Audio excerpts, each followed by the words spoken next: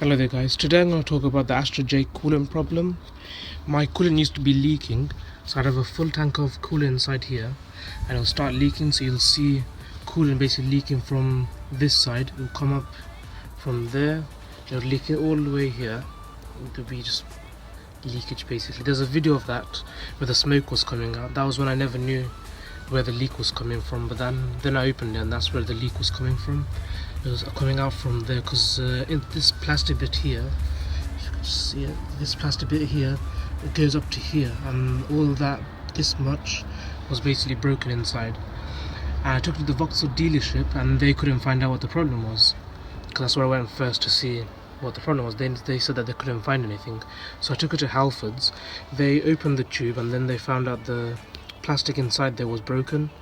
That's why it was leaking out coolant from there, and every time I would fill it up, within 5 minutes it would just finish. So this is called a thermostat housing, so that's what you would need, a new one of those, and that's what I needed. And now it's been a few months now, it hasn't been leaking, which is good. So that was a problem, but Vauxhall never knew what the problem was, so then I had to go back the second time and tell them that this was broken inside. So that's when they provided a new tube, new housing, and they provided this as well, a new one of this. And that was a problem there, and the dashboard would show that the temperature was too high. So that was a problem basically for the coolant. So it used to be all full and finished within 5 minutes. And this tube is basically connected to the thermostat housing all the way to the radiator. So that's the tube that they provided they provided a new one with the housing, and this is the new thermostat housing as well. It cost about £200 for me to do. So it's been going good now, it has been leaking, which is a good thing. But yeah, so that was the problem. So if anybody did have a problem, then hopefully that should resolve it, because not many people knew what the problem was and they were spending a lot more money because Vauxhall wouldn't open this to check it properly. So when the problem happened with the coolant, the temperature gauge here was about to touch the red bit, so that's when I had to stop and see what was happening, because it would go to about 125 I think it is, really quickly. And that's when I realized the coolant was finished, because on my dashboard it wouldn't say that the coolant's finished for some reason, but the temperature here would go really high. So Vauxhall never knew what to do about it.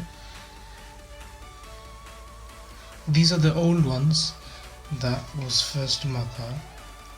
The old ones. So I've got the new ones now fitted, and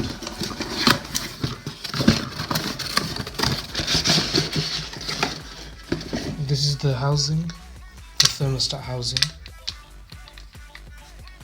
So it'll be like this inside the car. So if you open your bonnet, this is how it's going to look, and this tube would connect here. So it would be like that. So that's how this is how it would be.